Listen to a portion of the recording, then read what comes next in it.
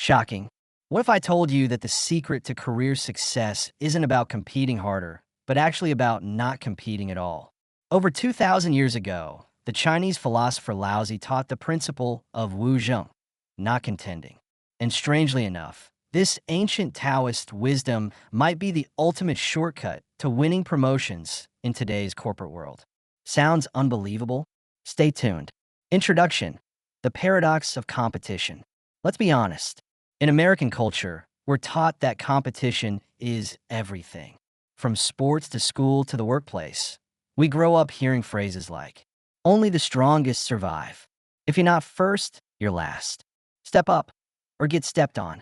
Corporate America glorifies the hustle. You compete for attention in meetings, for resources in projects, for recognition from your boss. And if you're ambitious, you might feel like you're constantly fighting to prove yourself, to stand out, to not get left behind. But here's the paradox. The harder you compete, the more exhausted you become, and often, the less respected you are. Enter Laozi, the mysterious Taoist sage who lived in ancient China. His philosophy flips our assumptions upside down. Laozi suggested that true strength comes not from constant contention, but from restraint, humility, and choosing not to fight every battle. Today, we'll dive deep into what not competing really means, why it works in modern workplaces, and how you can apply it strategically to not just survive office politics, but to thrive and rise. Section 1. What Laozi really meant by not competing. First, let's clear up a misconception. Not competing does not mean being passive, lazy, or letting people take advantage of you. Laozi was not advising you to give up your ambition or to hide your talents. Instead, Wu Zheng, literally not contending, is about being strategic with your energy. It means refusing to waste time on ego battles, unnecessary conflicts, or hollow victories. In the Tao Te Ching, Laozi wrote, "The best way to live is to be like water. Water benefits all things and does not contend. It flows into the low places that others disdain. And yet, nothing can resist water." Think about that. Water doesn't fight head-on with a rock. It flows around it. But over time, the soft water shapes valleys, wears down mountains, and even splits stone. Applied to modern life, not competing means you don't have to prove you're the smartest in the room. You don't have to argue over credit. You don't have to chase every opportunity desperately. Instead, you position yourself like water, adaptable, patient, persistent. And in the long run, people naturally recognize your value. Section 2. The cost of constant competition. Let's contrast this with how most professionals behave. Picture a colleague who always has to be right. They interrupt in meetings. They argue over tiny details. They demand recognition for every task.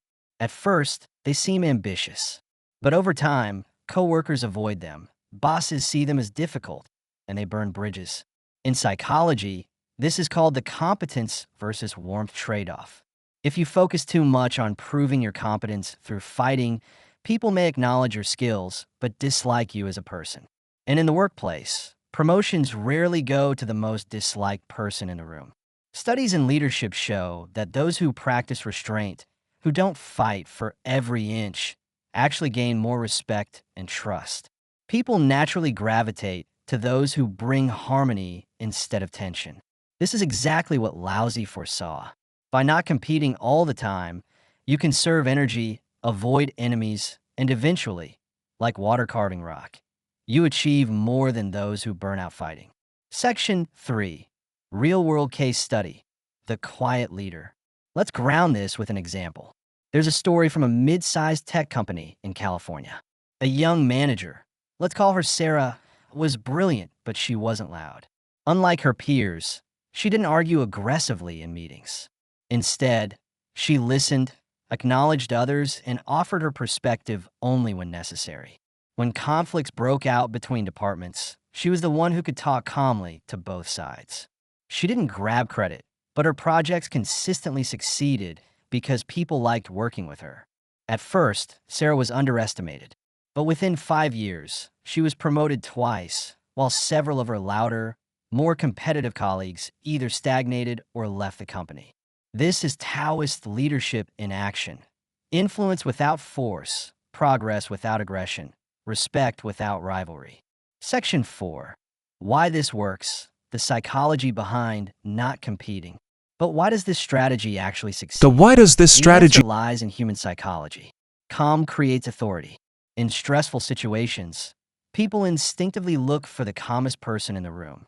By not reacting aggressively, you signal strength and stability. Scarcity creates value. When you don't speak or fight constantly, your words and actions carry more weight. People listen when you finally step in. Trust builds influence. By avoiding ego battles, you earn goodwill. And in the workplace, promotions often depend less on technical skills and more on how much people trust and want to follow you. So while others waste energy competing, you're quietly building what sociologists call social capital, a network of trust and influence that eventually lifts you above the competition. Section 5. How to apply not competing in workplace politics. Now that we understand the philosophy and psychology, the big question is, how do you actually use this principle in the day-to-day jungle of modern offices? Here are some practical strategies inspired by Laozi's wisdom. 1. Choose your battles wisely. Not every disagreement is worth your time. If the issue doesn't affect your long-term goals, let go. For example, if a colleague insists on formatting the report a certain way, don't argue. Save your energy for decisions that truly matter, like strategic direction or budget approval. 2. Master the power of silence. In meetings, resist the urge to speak first or dominate. Listen deeply. When you do speak, people will pay more attention because you're not competing for airtime. Silence is not weakness, it's presence. 3. Redirect conflict instead of fueling it. When tension rises, don't take sides immediately. Acknowledge both perspectives, then suggest reframing the problem. This positions you as a peacemaker, someone who can dissolve friction instead of escalating it. 4. Let others shine. This may sound counterintuitive, but give credit freely. If a colleague did good work, highlight it. Far from diminishing your own worth, it makes you look generous and confident. And in turn, others are more likely to support you when it matters most. By applying these, you embody Wu Zheng, not fighting over every inch, but strategically influencing outcomes in your favor. Section 6. The subtle art of influence without force. Laozi often compared leadership to water. Water doesn't force itself forward, but nourishes everything it touches. How does that translate to office influence? Let's say your team is facing a tight deadline. Most managers would pressure people aggressively. Longer hours, stricter check-ins, louder demands. But the Taoist approach? Instead of shouting, you quietly remove obstacles. You ask, what's blocking you? And then provide support. The team feels seen, not pressured. As a result, they willingly give more effort, not because they're forced, but because they respect you. That's influence without force. Interestingly, modern management research confirms this. A 2018 Harvard Business Review article found that leaders who practiced servant leadership, empowering rather than controlling, had teams with higher productivity and lower turnover. Laozi predicted this 2 millennia ago. Section 7. When not competing doesn't mean never compete. Now, let's clarify an important nuance. Not competing doesn't mean you never assert yourself. In fact, part of Taoist wisdom is knowing the right timing. There's a Chinese saying, "Toi yi bug hai ten kung." Retreat one step, and the sea becomes vast and the sky wide. But sometimes, not retreating is exactly the step forward. Imagine you've been consistently quiet in meetings. People respect you as calm and thoughtful. Now, when a critical project arises, you step up with a decisive vision. Because you don't always compete, when you finally do, everyone pays attention. This is the paradox. By usually not competing, you gain the credibility that makes your occasional competition far more effective. So, the Taoist leader is not invisible. They're simply selective, knowing when to yield and when to stand firm. Section 8. Not competing in negotiations. Negotiations are where this philosophy truly shines. Most people enter negotiations aggressively, demanding, insisting, trying to win. But Laozi would suggest a different path. Listen, absorb, let the other side exhaust their energy. By not rushing to counter every point, you create psychological space. In behavioral economics, this is called the contrast principle. When you don't push back immediately, the other side starts doubting their own demands. Your calmness destabilizes their aggression. Case in point, a sales manager named David once shared how he used silence as his secret weapon. In contract talks, whenever the other party made a demand, instead of arguing, he paused. Just paused. The silence felt heavy, so the other side often backpedaled, softening their terms. That's not competing in action, winning not by force, but by restraint. Section 9. The Long Game. Career Advancement through Wu Zheng.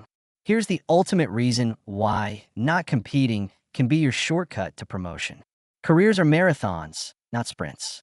The colleagues who constantly fight may win small, short-term victories, but they accumulate resentment and enemies. Over time, that weighs them down. Meanwhile, you, by being water, flow steadily forward. You conserve energy. You build allies. You're seen as trustworthy, stable, wise. And when leadership positions open, decision makers don't just ask, who's the smartest? They ask, who do people want to follow? That's when the Taoist principle pays off. Your lack of contention becomes your strength. Your humility becomes your credibility. And your ability to stay calm in chaos becomes the very reason you rise. Section 10. How to start practicing not competing today. Let's wrap this section with practical takeaways you can apply immediately. Pause before reacting. In your next disagreement, take a breath before replying. Notice how it changes the energy. Compliment instead of contesting. Next time someone makes a point, acknowledge it instead of challenging it. See how it shifts their openness toward you. Track your energy. Ask yourself, is this worth fighting for? If not, let it go. Experiment with silence. In your next meeting, speak less but with more precision. Watch how people lean in when you finally do talk. These micro-practices train you to embody Laozi's wisdom in a world that glorifies endless competition. Section 11. Gender perspectives on not competing. One fascinating layer of this principle is how it resonates differently across genders in the workplace. In many Western workplaces, men are often socialized to be assertive, competitive, and dominant. Winning is seen as a measure of masculinity. For women, however, the expectations are paradoxical. If they compete too aggressively, they risk being labeled difficult or abrasive. If they hold back, they risk being overlooked. This is where Laozi's wisdom of not competing becomes especially powerful for women. By embracing the Taoist style, calm influence, subtle strength, strategic timing, women can avoid both stereotypes. They don't have to play the alpha game, nor do they fade into invisibility. Instead, they embody a kind of quiet authority that transcends gendered expectations. For men, the principle offers balance. It frees them from the pressure to constantly dominate and prove themselves.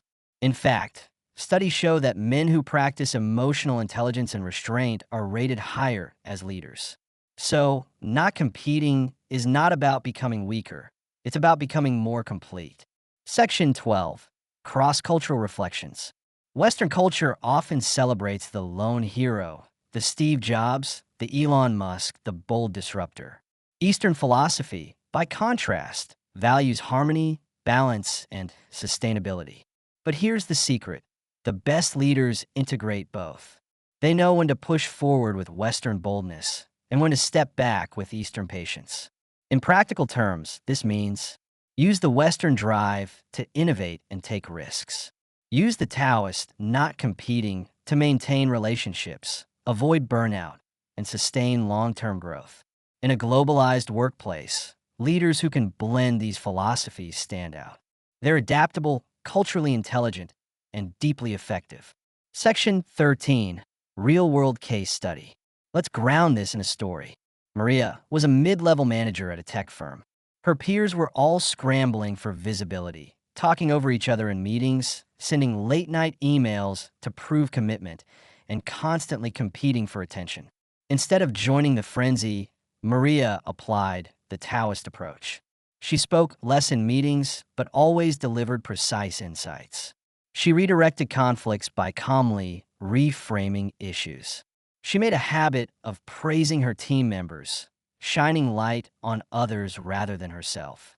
At first, she wasn't the loudest presence, but over time, executives began to notice. When Maria was in the room, discussions flowed more smoothly.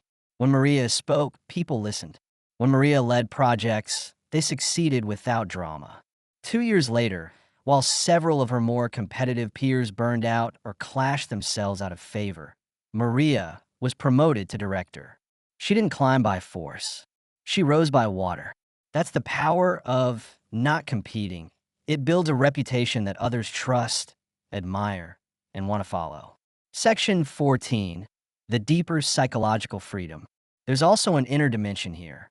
Constant competition isn't just exhausting. It creates anxiety, comparison, and self-doubt. When you define yourself only by winning, you're forever chasing validation. Laozi's teaching liberates you from that cycle. By choosing not to fight every battle, you realize you already have enough. You don't need to constantly prove your worth. You can conserve energy, sleep better, and regain mental clarity. Ironically, this inner calm makes you more effective.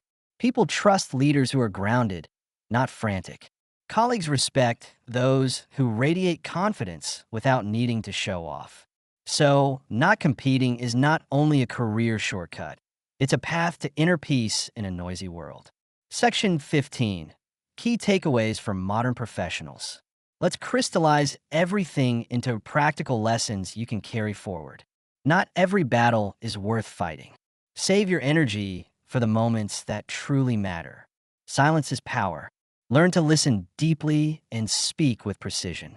Generosity builds influence.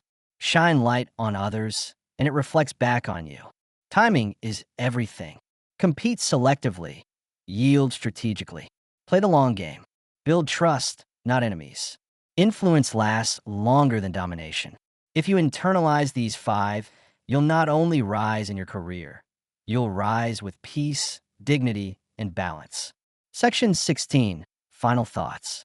2,000 years ago, in a world far removed from skyscrapers and boardrooms, Laozi wrote, "The one who does not compete, no one in the world can compete against."